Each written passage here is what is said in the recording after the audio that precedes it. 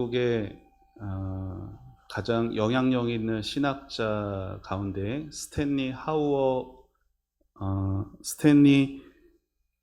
하우어워스라는 분이 계십니다. 이분이 1940년생, 지금도 생존해 계시는 분인데요. 이분이 자신의 자서정 성격에 책을 하나 썼습니다. 한나의 아이라는 책인데, 그의 책에서 그분은 이런 말을 합니다. 성도의 삶, 예수 믿는 성도의 삶은 어떤 삶인가? 정답이 없는 삶을 배워가는 과정이다. 답이 없는 삶을 배워가는 과정이라고 성도의 삶을 그렇게 정의했습니다. 그분이 그렇게 말한 배경이 있어요. 그분이 그렇게 살아온 인생이 있습니다. 이 스탠리 이분이 대학교 때 배우자를 만나게 됩니다. 그래서 결혼을 하게 되죠. 그런데 결혼을 한 이후에 그 배우자가 정신질환이 있다는 걸 발견하게 됩니다. 그런데 그 정신질환이 호전되지 않고 더 심각한 질환이 그렇게 악화만 되어가는 것이에요. 그런 아내와 24년을 함께 삽니다. 불과 초등학교에 입학할 정도 되는 어린 아들 하나가 있었는데, 그 어린 아들, 초등학교 입학할 정도 되는 8살 정도 되는 아이에게 스탠리가 말합니다. 너가 엄마를 돌봐줘야 된다. 엄마를 너가 책임져야 한다. 큰 부담을 안겨준 거죠. 그렇게 세 식구가 무거운 짐을 짊어지고 인생을 살아갑니다. 그 아들은 1968년생입니다. 이제 50이 훌쩍 넘었죠. 그 아들이 언젠가 아버지에게 그런 말을 합니다. 아버지, 그때 제가 몇 살이었는지 아세요?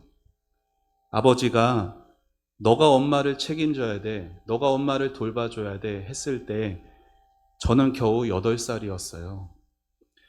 정신질환에 있는 아내와 24년의 결혼 생활. 여러분, 사람이 이런 상황에 처하게 되면 이러한 질문들이 나옵니다. 하나님, 제 인생은 왜 이렇게 된 겁니까? 하나님, 언제까지 이 고통 속에서 살아야 하는 겁니까? 도대체 해결이 되기는 하는 겁니까? 제 삶에 무슨 소망이 있습니까? 사람마다 정도의 차이는 있겠으나 우리 모두는 이와 비슷한 고통을 안고 살아갑니다.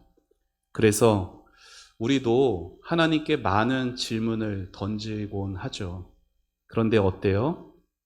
대답이 주어집니까? 아니요. 속 시원한 대답이 주어지는 경우 거의 없습니다. 어쩌면은 아주 없다라고 말해도 과언이 아닐 것 같아요. 질문은 있는데 답은 없어요. 성도인 우리의 삶의 결말이 어떨지 우리는 잘 알죠. 여러분의 인생의 결말은 어떻게 될까요?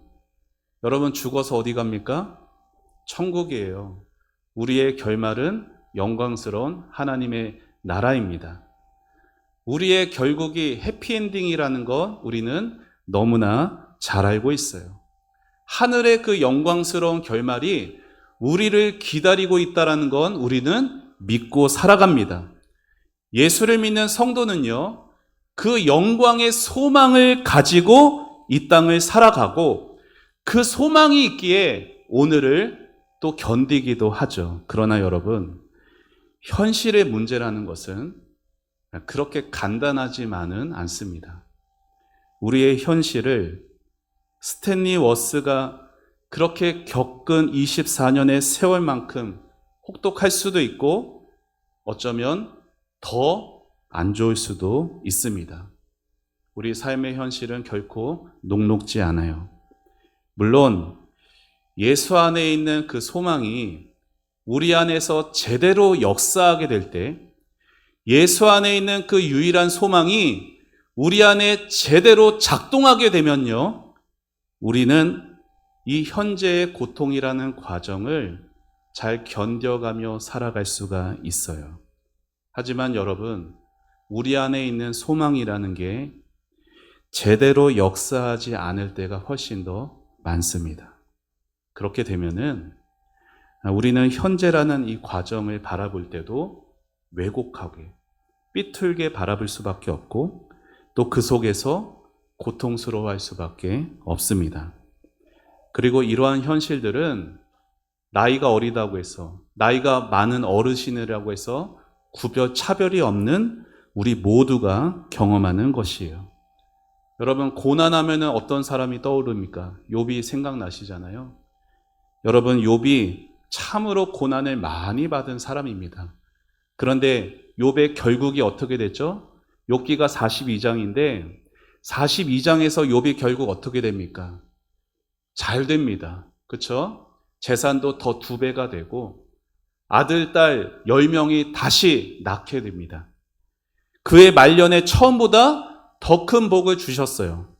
그러면 사람은 이렇게 말할 수도 있겠죠. 결국 잘 됐잖아. 그럼 됐지 뭐. 물론 맞는 말이에요. 욥의 인생 결국 잘 됐어요. 하지만 여러분, 그 결국보다 그 결국이 오기까지의 그 수많은 세월들이 더 중요한 법이에요. 요셉은 어떻죠? 요셉이 고생하다가 결국 어떻게 됐어요?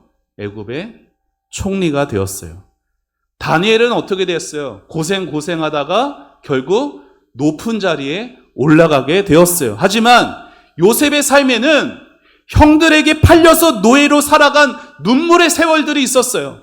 하나님 앞에 죄를 짓지 않기 위해서 억울한 강간 누명까지 쓰며 감옥에 갇히는 그 어려운 세월들이 있었어요.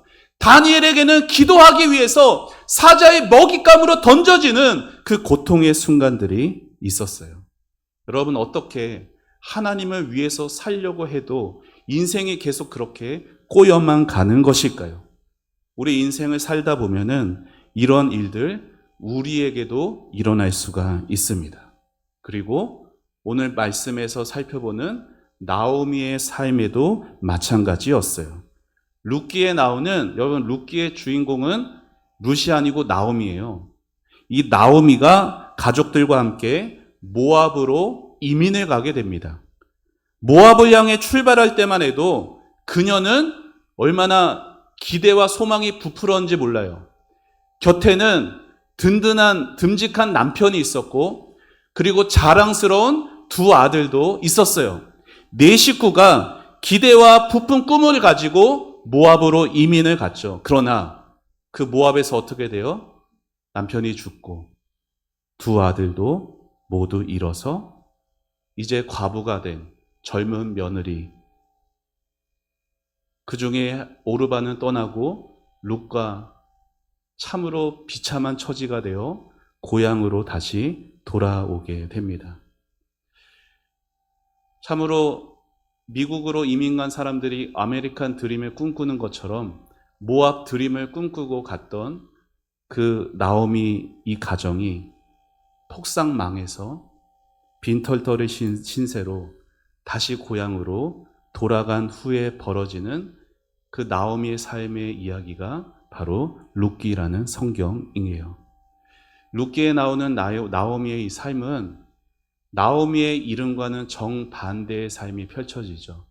나오미라는 이름의 뜻이 뭐냐면요, 기쁨, 즐거움이란 뜻이거든요. 그런데 그녀의 삶은 전혀 기쁘지도 전혀 즐겁지도 않고 실패한 인생처럼 보입니다. 오죽하면 고향에 돌아와서 자신을 쓰라림과 고통을 의미하는 마라라 부르세요라고 말했겠습니까? 그런데 그녀가 자신의 이름 나오미에 걸맞은 이름을 다시 회복하게 되면 언제요? 마지막에 가서. 결말은 해피한 엔딩이었을지 몰라도 그 결말에 이르기까지는 나오미의 인생은 쓰디쓴 마라 자체였습니다.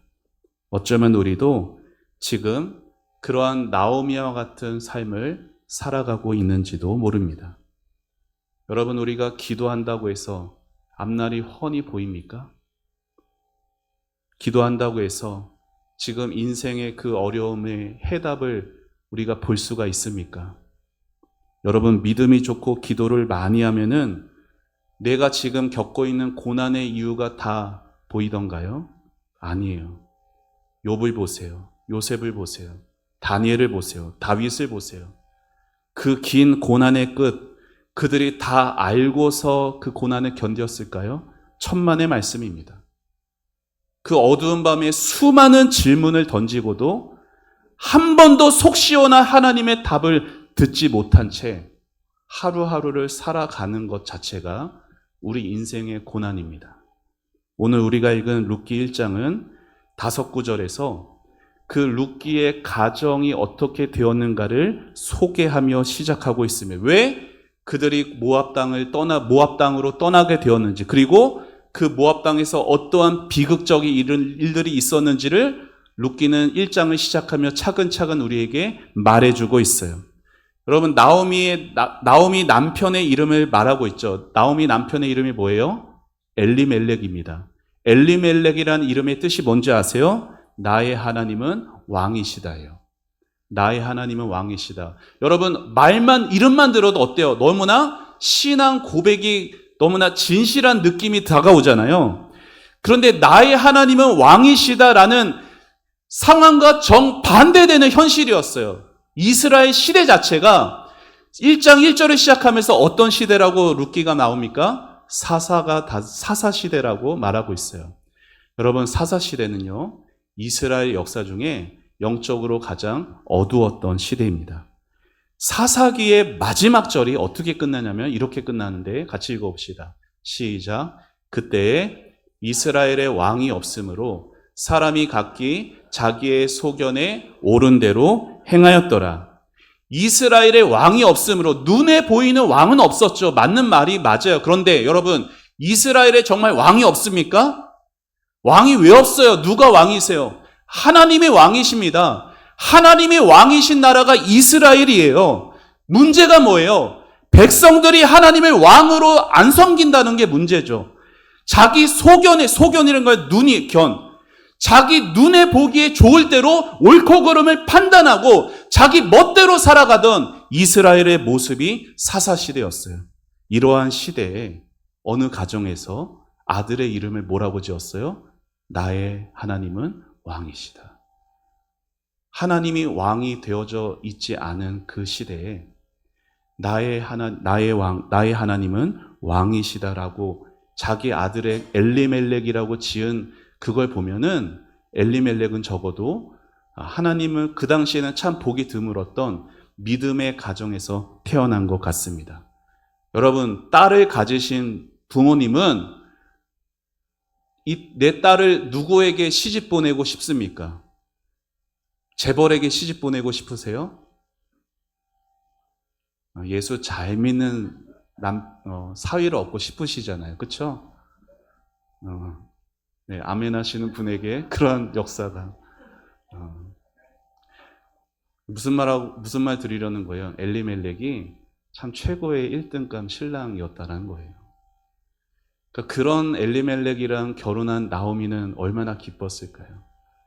내가 이 믿음 좋은 하나님의 사람이랑 결혼을 하니 내 인생은 얼마나 이제 내 이름과 같이 즐거움, 기쁨의 인생이 펼쳐질까? 그렇게 기대하지 않았을까요? 그리고 떡두꺼비 같은 두 아들도 얻게 되었으니 얼마나 그 인생은 앞으로 기쁨과 소망이 가득해 보였겠어요. 그런데 그 행복도 잠시 그 땅에 극심한 가뭄이 찾아왔고 결국 모압으로 거처를 옮겨야 했습니다. 그런데 낯선 땅 모압에 도착한 지 얼마 되지 않아 집안의 기둥과 같은 남편 엘리멜렉이 세상을 떠나고 맙니다. 여러분, 먼 타지에서 남편을 잃고 고아가 되어 이제 두 아들을 홀로 책임져야 했던 그 나오미의 심정은 어떠했겠습니까? 그럼에도 나오미는요, 하나님의 은혜로 두 아들을 잘 길러냅니다. 그리고 두 아들을 또 장가도 잘 보내요. 이때까지만 해도 나오미는 비록 남편은 없으나 자식들이 각 가정들을 이뤄가는 것을 보며 나오미는 다시 살맛이 났을지도 모르겠어요. 그런데 진짜 불행이 이제 시작됩니다. 자기가 목숨같이 여기며 키워왔던 두 아들이 하나도 아니고 둘 다 죽고 만 거예요. 성경은요, 남편이 왜 죽었는지, 두 아들이 왜 죽었는지 그 이유에 대해서 말하지 않아요. 이민 온 지 10여 년 만에 남편도 죽고 아들들도 죽고 이제 남은 건 과부 셋 뿐입니다. 여러분, 고향 베들레헴을 떠날 때만 해도 나오미가 이런 것을 상상이나 했겠어요? 오늘 말씀은 이 기가 막힌 10여 년의 세월, 눈물과 가슴 찢어지는 그 모든 고통들이 5구절 안에 고스란히 담아져 있습니다. 여러분, 이러한 세월을 겪은 나오미의 마음속에는 어떠한 질문들이 있었을까요? 내가 그 좀 가뭄 걸렸다고 여기로 오지 말았어야 됐는데 얼마나 큰 후회가 있었을까요? 하나님, 우리 남편 이렇게 젊은데 왜 데려가셨어요? 꼭 그렇게 하셨으면 했습니까? 하나님, 생때 같은 제 두 아들은 왜 데려가셨어요? 왜 며느리들까지 그런 슬픔을 겪게 하십니까? 하나님, 제 인생은 왜 이렇게 슬프고 고통스럽기만 합니까? 하나님, 제 인생 돌보고 계시는 게 맞습니까? 하나님, 정말로 선하신 분이 맞습니까? 아마도 이런 질문들이, 아니 어쩌면 이보다 더 과격한 질문들이, 더 많은 질문들이 나오미에게 있었을 것 같습니다. 그런데 여러분, 하나님이 그런 질문들에 대해서 무슨 답을 주셨을까요? 아무 대답도 안 주셨어요. 우리의 삶도 크게 다르지 않습니다.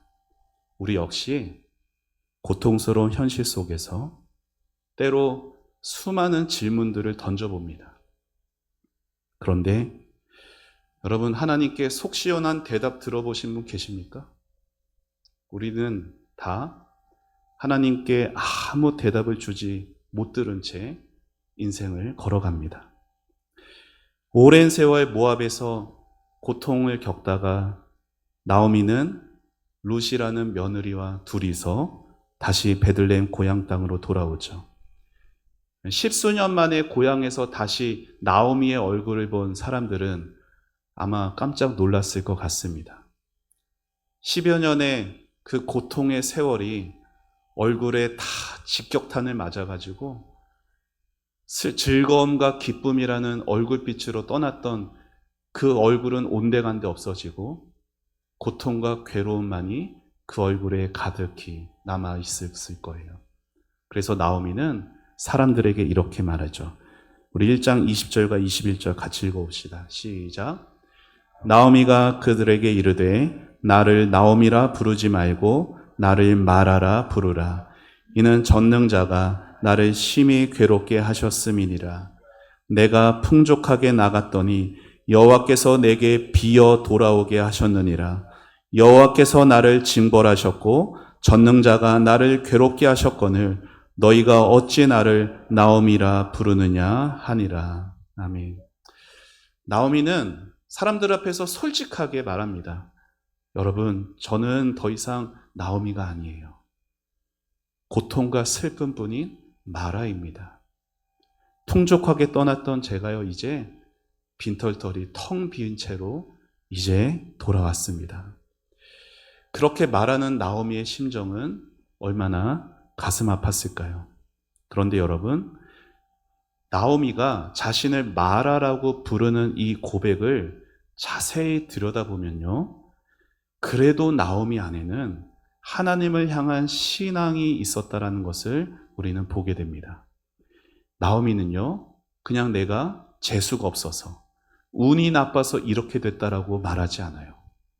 비록 이해할 수 없는 고통이라도 이 모든 일이 다 누구 손 안에서? 하나님의 손 안에서 이루어진 것을 그는 지금 인정하고 있던 것이에요.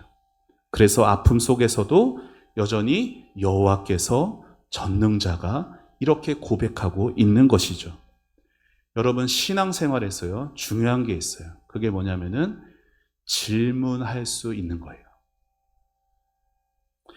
질문이 있으면 뭐가 있어야 돼요? 답이 있어야 되잖아. 근데 질문하는 신앙이라는 것은 꼭 명확한 답을 얻어야 하는 걸 말하는 것은 아닙니다. 지금 내 상황에 딱 떨어지는 어떠한 답이 없더라도 하나님을 향해서 계속해서 묻고 또 물으며 살아야 한다라는 뜻이에요. 내 인생에 왜 이런 일이 일어났는가? 하나님의 뜻은 도대체 어디에 있지? 지금 힘든 내 상황에서 어떻게 반응하는 것이 믿음으로 살아가는 것이지? 계속해서 질문을 가지고 씨름하는 성도가 언젠가 반드시 그 답을 얻게 되는 것이에요. 물론 그때가 언제인지는 우리는 모릅니다. 하지만 하나님은 우리 인생에 그 답을 알아가는 과정을 허락하세요. 사실 저를 따라해 보죠. 질문을 가진다는 것은 기도하는 것이다. 여러분, 기도란 게 뭐예요? 하나님 이것 주세요. 하나님 저거 주세요. 하나님 이게 필요해요. 하나님 저게 필요해요. 물론 우리는 우리의 필요를 요청하는 게 기도 맞아요. 그러나 기도는 그것만이 아닙니다. 인생을 살면서 그 누구에게도 물어볼 수 없는 것, 목회자에게도 물어볼 수 없고 믿음의 선배들, 권사님들에게도 장로님들에게도 물어볼 수 없는 것을 하나님께 나아가 묻는 것, 그게 기도라는 것이에요. 여러분, 사람들은요, 나오미, 마라가 돼서 돌아온 그 나오미를 보면서 무슨 생각을 했을까요? 얼마나 안 됐을까? 긍휼과 자비의 마음을 가졌을까요? 그렇게 생각했을 것 같지 않아요. 그렇게 고향 떠나서 가더니 쫄딱 망해서 왔네. 실패한 인생으로 봤을 것 같습니다. 여러분, 우리는 어떤 성향이 있어요? 다 남의 인생을 너무나 쉽게 판단하는 성향이 있어요. 모르면서. 여러분, 사람에게는요, 어떠한 이상한 본능이 있냐면 일이 뜻대로 풀리지 않으면은 왜 그렇게 됐는지 원인과 그 이유를 찾아내려는 성향이 있어요. 그래서 고난받고 있는 다른 사람들을 볼 때 긍휼한 마음을 갖기보다 저 사람, 저 성도 왜 저렇게 고생을 당하지?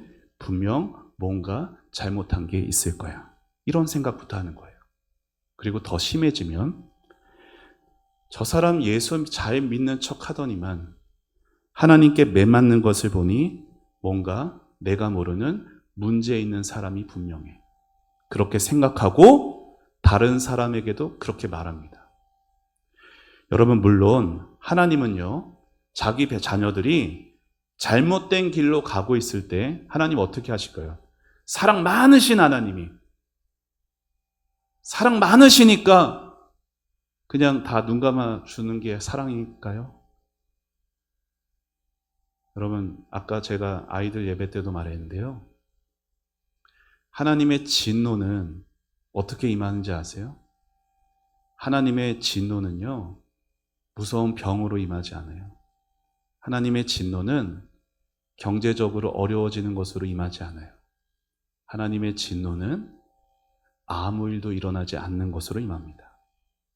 내가 하나님을 떠나 사는데, 하나님 없이 사는데 아무 일도 일어나지 않는 것 자체가 이미 하나님의 진노가 임한 거예요. 여러분, 하나님은요, 사랑하는 자기 백성들, 자기 자녀들이 잘못된 길로 가면은 징계하십니다. 사랑하셔서.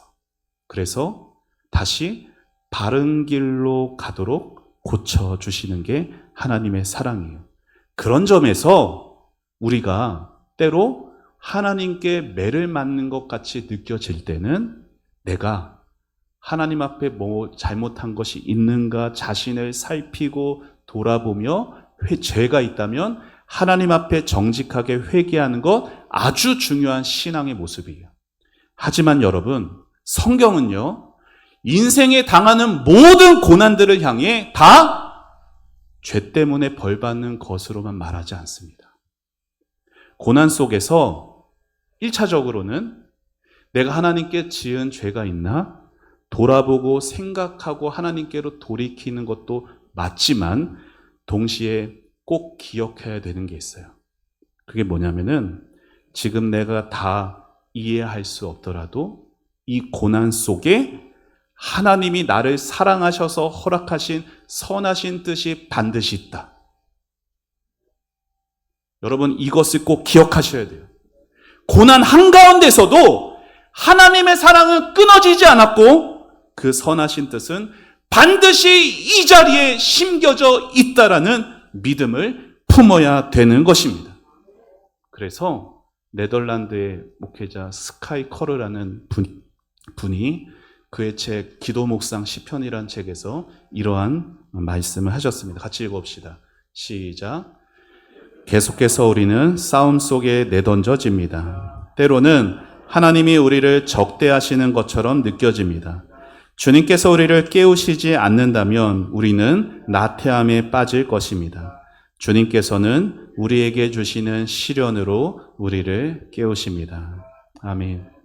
사랑하는 여러분, 여러분이 지금 겪고 있는 그 문제는 여러분에게 어떤 잘못이 있다는 증거가 아니에요. 오히려 하나님이 여러분을 깨우시기 위해서 정말로 하나님께만 집중할 수 있게 하시려고 잠시만, 끝이 없는 고난이 아니라 잠시 허락하신 시간입니다. 그런데도요, 우리는 자꾸만 어떻게 생각해요? 내 인생에 쓰디쓴 이 마라를 부끄러워하고 숨기려 하고 감추려 합니다. 그래서 많은 성도들이 할 수만 있다면은 자기 문제 숨기려고 합니다. 교회 안에 보면요, 문제 없는 성도가 없잖아요. 그런데 교회 안에서 자꾸만 그 문제를 다들 숨기려고만 하세요. 그러다 보면 어떻게 될까요? 교회 안에서 만남을 가져도 겉돌게만 되는 거예요. 여러분 생각해 보세요. 일주일에 우리가 고작 한두 시간 만나는데 누가 그 깊은 속사정을 꺼낼까요? 결국 만나면요, 다 잘 되는 이야기, 다 듣기 좋은 이야기, 남이 부러움을 살 만한 이야기들만 꺼내놓게 되는 거예요. 여러분, 교회가 이렇게 흘러가게 되면 교회 안에는 복음이 설 자리가 없습니다. 슬픔을 나눌 수 없는 곳에는 복음도 머물 수가 없어요. 나의 아픈 이야기를 꺼냈을 때 쟤는 뭔가 잘못해서 저럴 거야. 판단의 시선이 아니라 따스한 품이 되어줄 수 있어야 되는 거예요. 서로의 눈물을 닦아주면서 율법의 잣대로, 너 그렇게 사명 감당 안 했잖아. 율법의 잣대로 판단하는 게 아니라 복음의 능력으로, 어떠한 죄인도 품어주실 수 있는 그 복음의 능력으로 성령 안에서 서로 하나가 되어져 가는 것이 진정한 교회의 모습입니다. 여러분, 성경에 나오미 같은 이 사람들의 이야기가 나오는 이유는 그 나오미의 삶이 누구? 나의 삶이기 때문이에요. 그러한 삶은 부끄러워하면서 숨겨야만 하는 삶이 아니란 거예요. 여러분, 세상의 모임을 가면요, 사람들이 동창회 모임 이런 데 잘 안 가고 싶어 합니다. 내가 세상에서 성공하면 가고 싶어 하죠. 왜요? 가서 자랑해야 되니까. 그런데 내 형편이 좋지 못하면 동창 모임 이런 데 안 갑니다. 거기 가면 죄다 하는 이야기들이 뭐예요? 다 자기 자랑밖에 없어요. 그런데 여러분, 교회마저 자기 자랑만 늘어놓는다면 도대체 세상 모임과 다를 게 뭐가 있겠습니까? 허위와 가식으로 포장된 그 세상 방식을 넘어서지 못하면 우리가 어떻게 복음 안에서, 교회 안에서 서로 교제한다라고 말할 수가 있겠어요? 교회 안에서 나의 실패, 나의 약함, 나의 쓰라린 마라를 나누지 못하고 내가 왕년에는 말이야, 내가 이랬지 저랬지 화려했던 과거만 추억한다면 거기에는 하나님의 역사가 임할 수가 없습니다. 여러분, 신앙이라는 것은요, 현재의 어려움을 피해서 왕년에 좋았던 때만 추억하며 사는 게 신앙이 아니에요. 그거는 현실 도피일 뿐입니다. 기독교 신앙이 뭔지 아세요? 기독교 신앙은 현실을 외면하지 않습니다. 기독교 신앙은 현재가 텅 비어 있을지라도 그 차가운 현실이 두 발을 딛고 서서 주님을 바라볼 수 있는 게 기독교 신앙이에요. 현실을 부정하는 게 아니라, 현실을 외면하는 게 아니라 그 어려운 현실 가운데 두 발을 딛고 다시 하늘을 바라보며 소망을 갖는 게 기독교 신앙인 것입니다. 지난 금요 기도회 때 그저께 제가 설교한 것처럼 우리는 누구였어요? 지옥의 땔감으로밖에 쓸 수 없는 돌감람나무 가지였어요. 이 아무 쓸모가 없는 돌감람나무 저와 여러분을 오직 은혜로, 복음에는 뭐가 있어요? 아무 자격과 아무 조건도 없이 받아주는 것이 있어요. 아무 자격과 아무 조건도 없이 참 감람나무에 접붙여져서 예수라는 거룩한 뿌리의 진액을 받아 살아나게 된 것이 바로 복음인 거예요. 이 복음 안에서 성도는 이제 가면을 쓸 이유가 없습니다. 있는 모습 그대로, 실패하고 낙심됐으면 이 모습 그대로 복음 안에서 서로 사랑하면서 살아갈 수 있는 것이 복음의 능력인 거예요. 감출 것도 없고 숨길 것도 없습니다. 그렇게 주 안에서 한 공동체 되어서 함께 어우러지며 살아가는 것이 인생의 쓰디쓴 마라를 해결할 수 있는 비결이 되는 것입니다. 사랑하는 여러분, 교회 안에서 우리는 잘난 사람으로 만나지 않습니다. 복음 안에서 우리 모두 약한 사람으로 만나고요, 넘어져 본 사람으로 만나게 됩니다.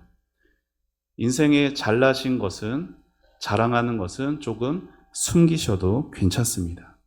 오히려 나의 약함을 내어놓고 서로가 있는 모습 그대로 받아주고 용납하여 하나 될 수 있는 것, 그것이 나오미 같은 현실을 살아가는 나, 또 다른 형제 자매를 사랑하는 방법인 것입니다.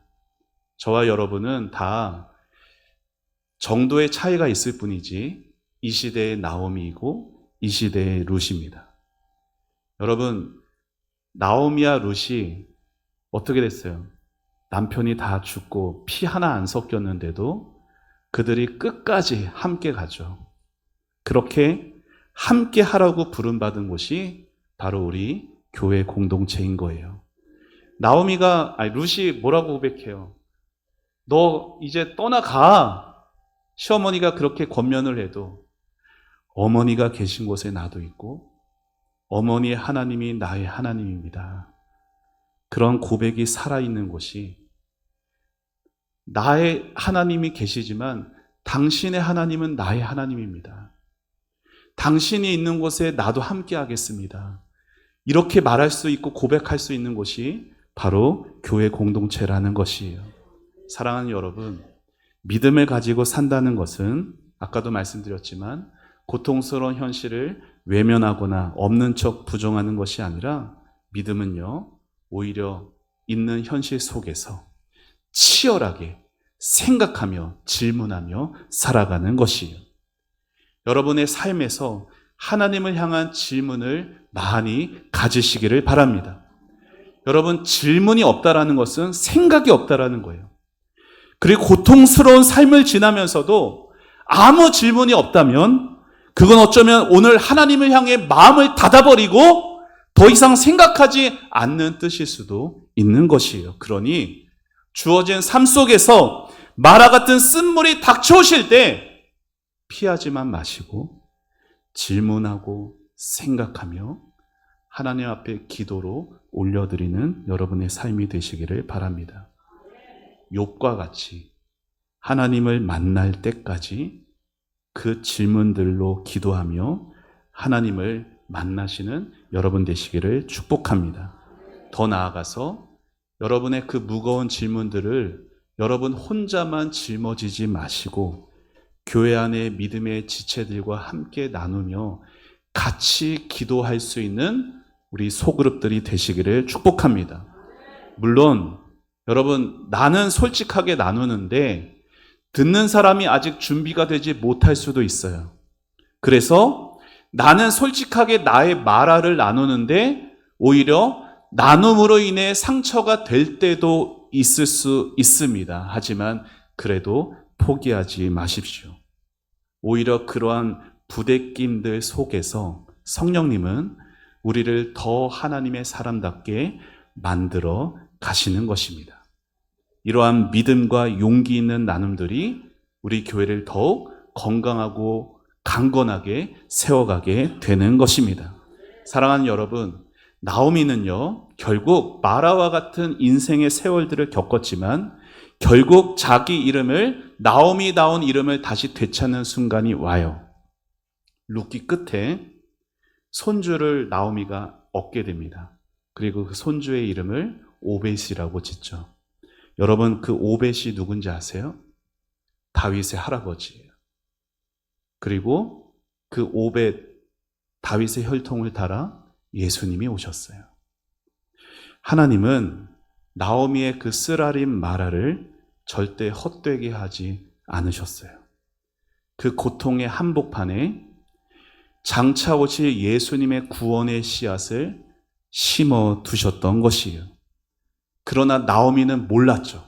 아니, 알 수가 없었어요. 하지만 누가 하셨어요? 하나님은 알고 계셨습니다. 여러분의 지금의 마라도 마찬가지예요. 지금은 보이지 않아요. 지금은 이해할 수도 없어요. 하지만 하나님은 여러분의 고통스러운 삶 속에도 선하신 뜻을 심어 놓으신 줄 믿습니다. 그 하나님은 나오미의 하나님이며 룻의 하나님이며 여러분의 하나님 되십니다. 그러니 포기하지 마십시오. 질문도 멈추지 마세요. 그 질문을 기도로 하나님께 올려드리십시오. 혼자 짊어지지 마시고 믿음의 사람들과 함께 나누며 함께 기도로 서로 격려해 주시기를 바랍니다. 우리 모임은 잘난 사람들의 모임이 아니에요. 넘어져 본 사람들의 모임이며 울어본 사람들의 모임이에요. 오늘도 마라를 지내고 있는 인생들이 복음 안에서 함께 서로를 붙들고 같이 걸어갈 수 있는 곳, 그곳이 우리 초원교회가 되기를 간절히 소망합니다. 언젠가 우리도 나오미처럼 고백할 날이 올 겁니다. 그때 나는 몰랐는데 하나님께서 이렇게 나를 인도하고 계셨구나. 그날까지 하루하루의 삶을 믿음으로 살아내시기를 주님의 이름으로 축복합니다. 하나님은 여러분의 마라를 반드시 나오미로 바꾸어 주실 것입니다. 그렇게 25년도를 보내면서 마라와 같은 내 인생이었지만 26년도를 맞이하면서 하나님 나에게 나오미와 같은 삶으로 인도하실 것들을 믿음으로 바라보며 그 믿음의 자리에서 믿음으로 살아내는 우리가 되기를 주님의 이름으로 축원합니다. 우리 함께 찬양하고 기도하겠습니다.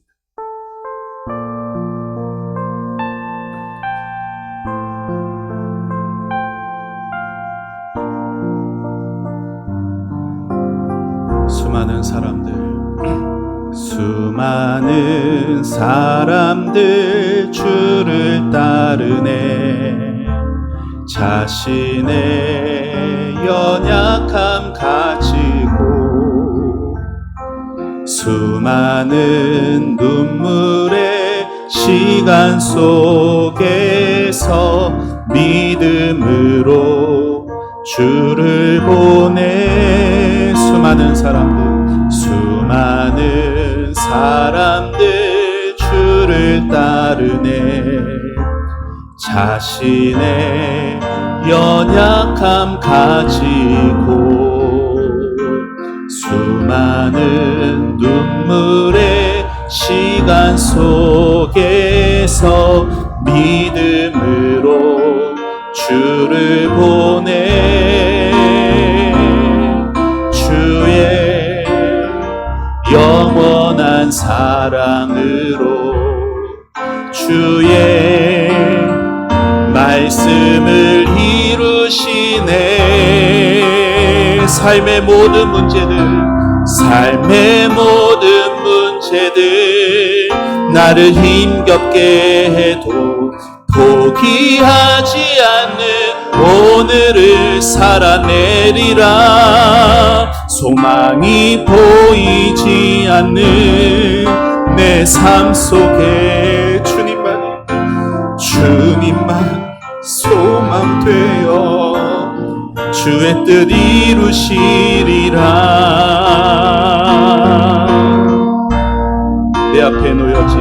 내 앞에 놓여진 상황 속에서 이겨낼 힘조차 없을 때 연약한 나에게 힘겨운 이 길 믿음으로 나아가네.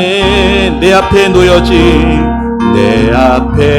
놓여진 상황 속에서 이겨낼 힘조차 없을 때 연약한 나에게 힘겨운 이 길 믿음으로 나아가네. 주의 영원한 사랑으로 주의 말씀을 이루시네.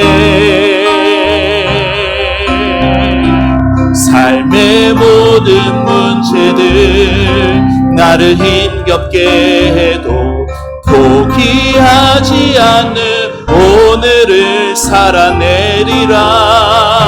소망이 보이지 않는 내 삶 속에 주님만이 소망되어 주의 뜻 이룰 삶의 모든 문제들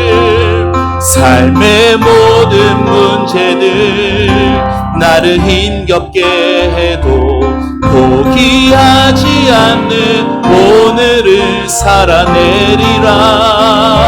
소망이 보이지 않는 내 삶 속에 주님만이 소망되어 주의 뜻 이루시리라.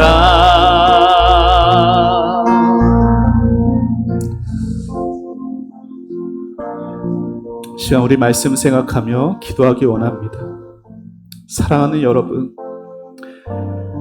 교회 안에서 웃는 표정만 지으시느라 그 속이 참으로 마라와 같은데 하나님 앞에서야 털어놓지만 교회 안에서는 털어놓지 못하고 그저 좋은 얘기, 잘 되는 이야기만 했던, 그렇게 나의 고통과 슬픔을 그저 감추려고만 했던 이 모습 주님 앞에 회개했으면 좋겠습니다. 물론 우리는 다른 사람을 쉽게 판단하기도 하고 그러면서 살기도 했습니다. 하나님, 우리 초원교회를 불쌍히 여겨주시고 우리 초원교회를 긍휼히 여겨주셔서 하나님, 각자의 마라의 삶이 마음껏 솔직하게 나누어지더라도 다 품어줄 수 있고 복음으로 다시금 회복되게 되는 우리 초원교회 되게 하여 주옵소서. 하나님, 소망이 보이지 않는 나의 삶의 현실 속에서도 그 현실을 피하고 부정하고 싶은 우리의 마음 속에서도 하나님, 주님만이 소망되어 주셔서 주님께 질문하고 주님께 나아가기를 포기하지 않는 주님만이 나의 소망되어지는 그러한 나의 삶을 믿음으로 살아내게 하여 주옵소서.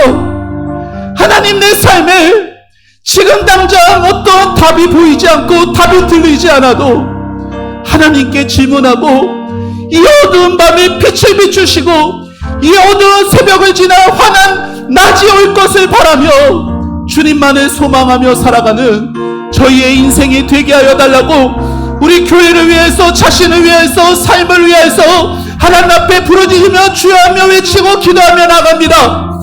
주여! 하나님 아버지 은혜를 감사합니다. 아버지 하나님, 주여 우리 인생 가운데 하나님 2025년도를 돌아보며 아버지 하나님, 스디스 참으로 고통과 하나님 슬픔만 가득한 마라의 인생이 우리 삶에 아버지 여전히 지나고 있음을 주여 고백합니다.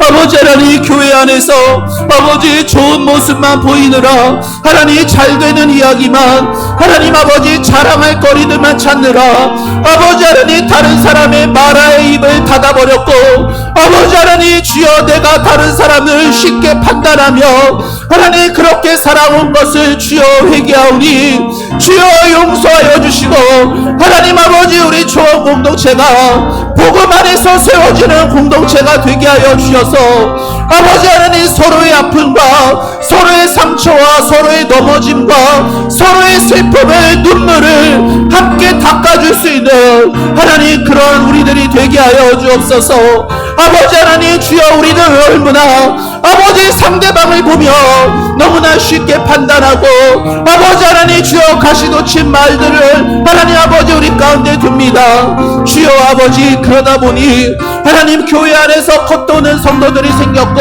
교회 안에서 상처받지 않기 위해 하나님 아버지 자신의 삶도 나누지 못하고 아버지 그렇게 교회 마당만 밟고 가는 하나님 그러한 분들을 주님 아버지 긍휼히 여겨주시고 하나님 우리 조원 공동체가 복음 안에서 굳건히 서서 하나님 서로의 아픔과 아버지 주여 끌어안을 수 있는 은혜를 내려 주시옵소서. 아버지 하나님, 주여 아버지 하나님 앞에 하나님 어떠한 대답도 뾰족한 수도 없는 그러한 어둠의 길을 지나고 있는 성도들에게 아버지 하나님을 향한 질문을 멈추지 않게 해주시고 아버지 그 모든 생각과 질문들이 아버지 하나님께 올려드리는 기도가 되어서 하나님 아버지 현실을 부정하고 외면하는 것이 아니라 아버지 하나님 그 차디찬 현실 속에 두 발을 디딜 수 있게 하옵소서. 하나님 아버지, 내 힘으로 내 결단으로 되어지지 않습니다. 내 힘은 언제나 무너지고 내 결단은 언제나 부러집니다. 아버지 하나님, 주여 오직 성령의 능력만이, 오직 성령의 도우심만이 하나님 나를 세우실 수 있사오니 믿음으로 살아내도록 주여 도와주옵소서. 믿음의 주여 온전케 하시는 예수님을 바라보게 하여 주옵소서. 주여 나는 알 수 없으나 내 안에 뿌리로 계시는 예수님, 그 예수님의 그 뿌리의 모든 진액들이 우리 안으로 흘러들어올 수 있도록 주여 아버지 성령님 역사하여 주옵소서. 성령님 역사하여 주옵소서. 성령님 도와주옵소서. 성령님 나는 할 수 없습니다. 성령님 나는 넘어집니다. 성령님 도와주옵소서. 성령이여 역사하여 주옵소서. 주여 아버지 감사합니다. 하나님 은혜를 감사합니다. 주님, 험악한 인생을 살아가는 우리 모든 성도들을 기억하여 주시고 하나님께서 함께하여 주시옵소서. 하나님, 우리가 어떻게 살아야 되는지 모르는 것은 아닙니다. 하지만 그럴 힘과 능력은 우리에게 없습니다. 하나님, 나의 힘으로, 나의 결단으로 나를 의지하는 것을 다 내려놓게 하여 주시고 오직 성령의 능력, 성령의 도우심을 의지하게 하여 주옵소서. 나는 할 수 없으나 주님은 하실 수 있다라는 그 믿음으로 오늘을 살아내게 하여 주시옵소서. 하나님, 이것이 또한 과정이고 또한 훈련이며 연단입니다. 하나님, 그렇게 살아가는 삶에도 또다시 실패와 넘어짐이 있습니다. 그러나 하나님, 저희를 붙드사 포기하지 않게 해주시고 다시금 일어서서 주님이 주시는 힘으로, 주가 주시는 능력으로 나를 붙드시는 주님 손길 붙들고 일어서게 하여 주시옵소서. 하나님, 초원의 공동체, 아버지 힘겨운 삶을 살아가는 다른 지체를 긍휼의 마음, 주의 마음으로 바라볼 수 있게 해주시고 우리 공동체가 서로의 아픔을 같이 끌어안으면서 복음 안에서 치유와 회복이 일어나도록 하나님 축복하여 주시옵소서. 이곳을 찾는 모든 이들이 회복과 하나님의 풍성한 은혜를 경험하고 누리게 하여 주시옵소서. 감사드리고 예수님의 이름으로 기도합니다. 아멘. 다 같이 자리에 일어나셔서 찬송가 310장 함께 찬송합니다.